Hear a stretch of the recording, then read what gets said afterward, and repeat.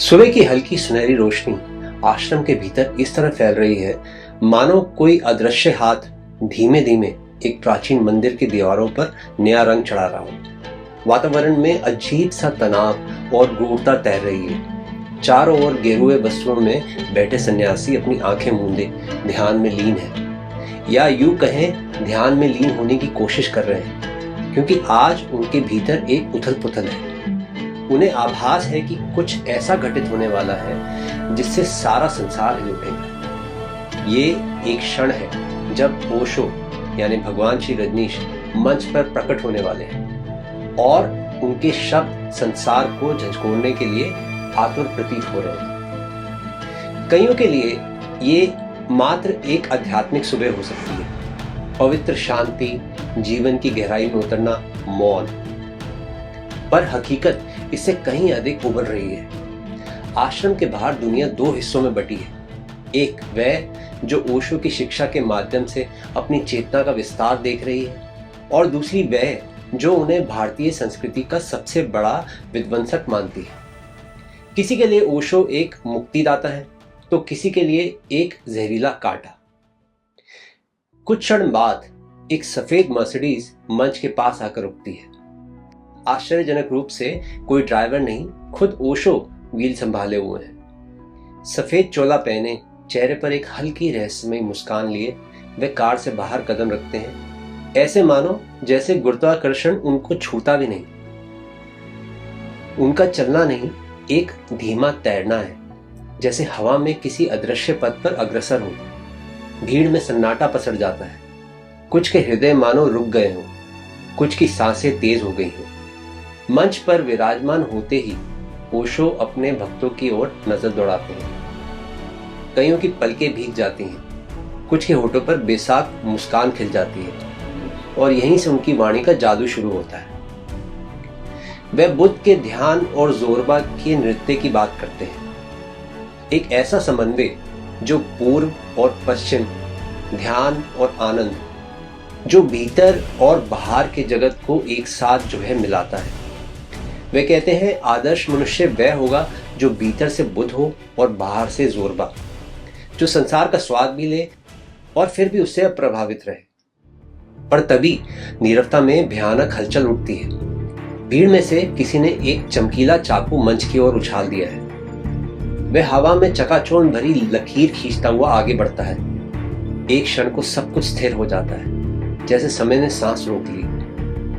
चाकू मंच तक पहुंचने से पहले ही दर्शकों द्वारा पकड़ लिए गए एक व्यक्ति के हाथ से फेंका गया था। लोग उस हमलावर पर टूट पड़ते हैं, उसे काबू कर लेते हैं। वह व्यक्ति चिल्लाता है, रजनीश, तुम हमारी संस्कृति को बर्बाद कर रहे हो, तुम्हें जीने का अधिकार नहीं।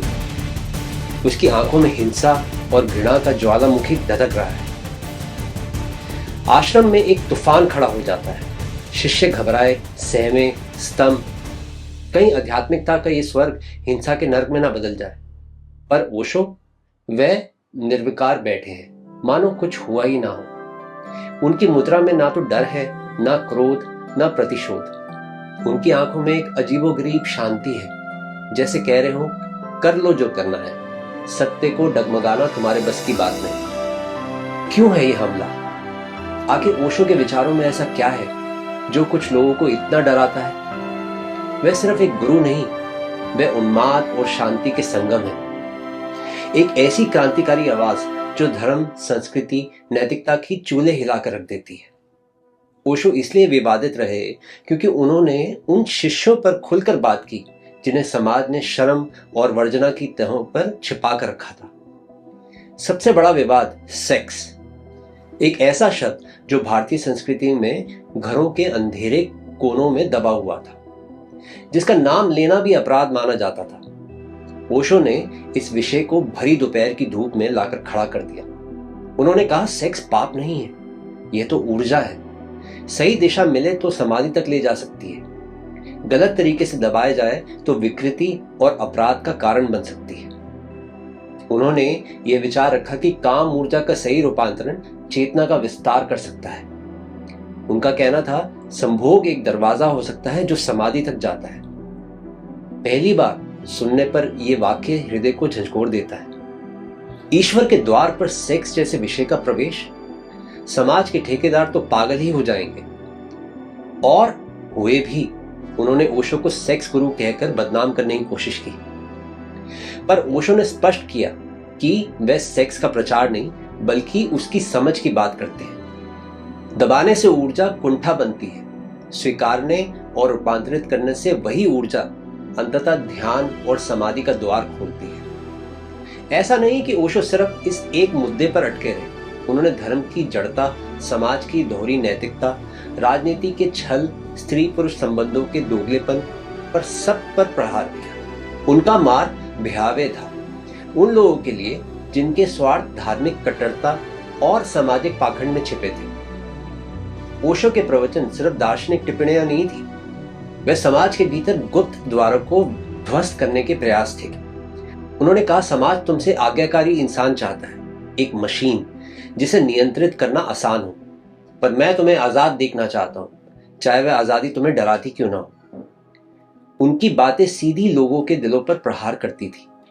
एक और जिन्होंने उन्हें गहराई से समझा, उनके जीवन में क्रांति घटित हुई, एक आंतरिक मुक्ति का एहसास हुआ। दूसरी ओर जो उन्हें समझ नहीं पाए या समझना नहीं चाहते थे, उनके भीतर घृणा का ज्वार उठा। कुछ जगह उनकी पुस्तक जलाई गई, कुछ जगह उनके आश्रम निशाने पर आए। अमेरिकी जमीन पर उनका जाना एक कूटनीतिक युद्ध जैसा बन गया। उन पर नशीली दवाओं से लेकर हथियारों के जखीरे तक के आरोप लगे। उनकी 93 रोल्स रॉय कारें लोगों की आंखों में खटकती थी। आध्यात्मिक गुरु विलासिता में ऐसा कैसे हो सकता है? ये प्रश्न तंज, क्रोध और घृणा बनकर उनके चारों ओर मंडराता रहा। पर ओशो अडिग थे।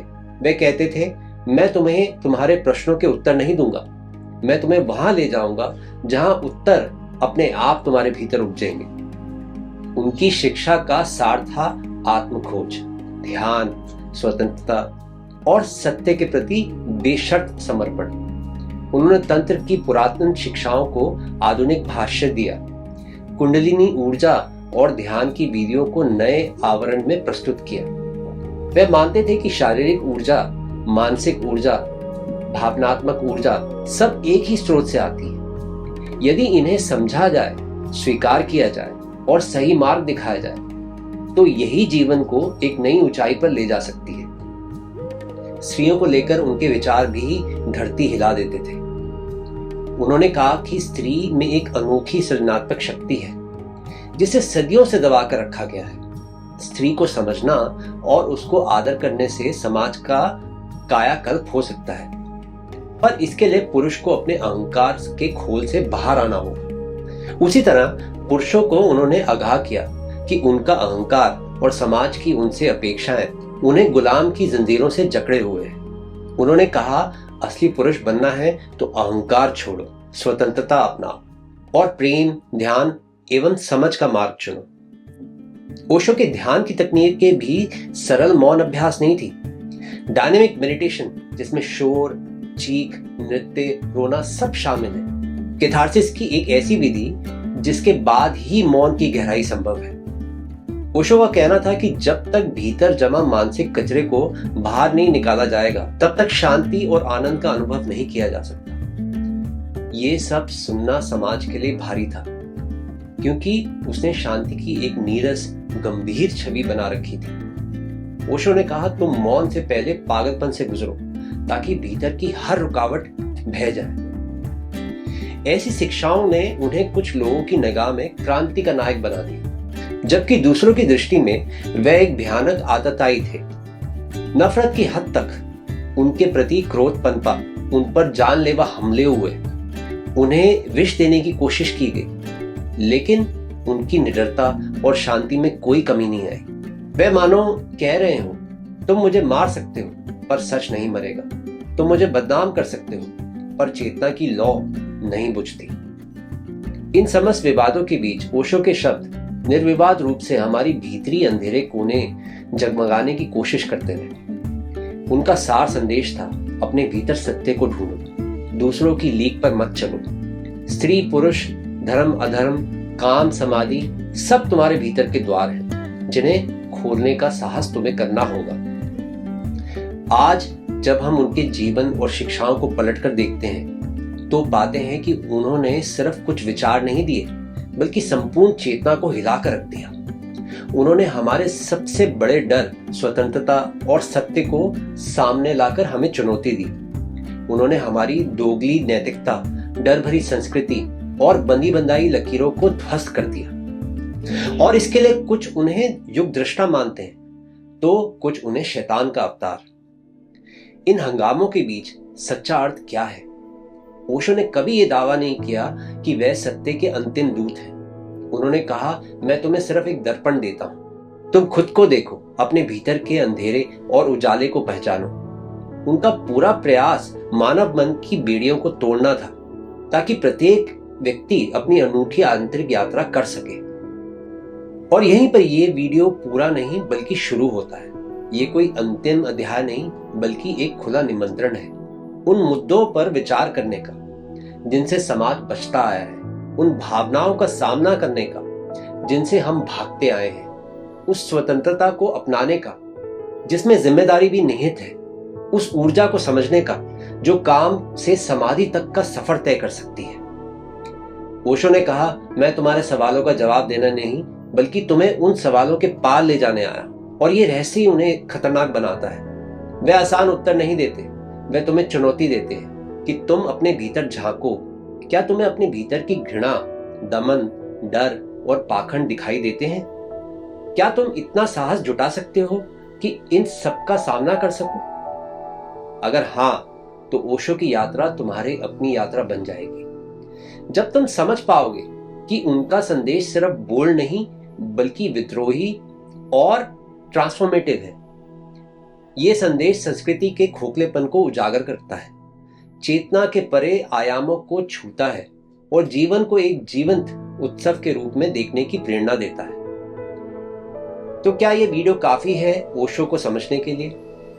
यह अपनी तरह से मुकम्मल प्रतीत होता है, पर ओशो की बातों की तरह ही यह अंत नहीं, एक शुरुआत है। जीवन के असंख्य आयाम है, काम, ध्यान, प्रेम, भय, अहंकार, इन सब के बीच संतुलन की कला सीखना ही असली चुनौती है। ओशो ने मार्ग दिखाया पर चलना हमें है। उन्होंने बताया कि हम अपनी ऊर्जा के स्वामी बन सकते हैं, ना कि उसके गुलाम, पर इसके लिए साहस चाहिए, भीतर झांकने और सत्य का सामना करने का साहस। आज जब हम उनके विवाद, उनके विद्रोह, उनकी विश्लेषणता पर नजर डालते हैं तो समझ में आता है कि उनका उद्देश्य समाज को अस्थिर करना नहीं था बल्कि उसकी नींव को पुनः स्थापित करना था। वे रूढ़ियों के बंधनों को काटकर एक नई चेतना का प्रसार चाहते थे जिसमें प्रेम, स्वतंत्रता और जागरूकता सर्वव्यापी हो। अंततः ये कहानी ओशो की नहीं, हमारी अपनी है। ये कहानी है उस आम इंसान की जो अपने भीतर के डर से जूझता है, अपनी वासनाओं, कामनाओं, अपराध बोध और दमन से मुक्ति चाहता है। ये कहानी है साहस की, उस साहस की जो हमें पाखंड से लड़ने, सत्य को स्वीकारने और अंत में उस प्रेम और ध्यान के महासागर में गोता लगाने के लिए तैयार करती है, जहां कोई मतभेद, कोई बंदिश शेष नहीं रहती। ओशो के शब्दों में, मैं तुम्हें सच दिखा सकता हूं लेकिन उसे जीने का साहस तुम्हें खुद लाना होगा। क्या हम तैयार हैं वह साहस लाने के लिए? यहां इस यात्रा के अंत में हमें एहसास होता है कि अंत कोई अंत नहीं होता। ये संघर्ष, ये खोज, ये विवाद, ये उत्सव सभी जारी रहते हैं, हमारी चेतना में, हमारे सामाजिक जीवन में और हमारे अस्तित्व के अनंत आयामों में। यही तो ओशो की विरासत है, उथल पुथल से भरा पर भीतर कहीं गहरे एक अटूट शांति का स्रोत लिए हुए। और इसलिए ये वीडियो आज समाप्त होते हुए भी वास्तव में कभी खत्म नहीं होगा। ये एक प्रश्न, एक चुनौती, एक निमंत्रण बनकर अनंत काल तक हमारी अंतरात्मा को पुकारता रहेगा। प्रणाम, नमस्ते। इस चैनल को और हमारे काम को सपोर्ट कीजिए। हमारे चैनल पर ज्वाइन बटन पर क्लिक करें और अपनी पसंद की मेंबरशिप लेवल चुनें। आपके समर्थन से हमें बेहतर कंटेंट बनाने और हमारी कम्युनिटी को मजबूत बनाने में मदद मिलेगी। आपका समर्थन हमारे लिए बहुत मायने रखता है। हमारे साथ जुड़ें और हमारे सफर का हिस्सा बने। प्रणाम।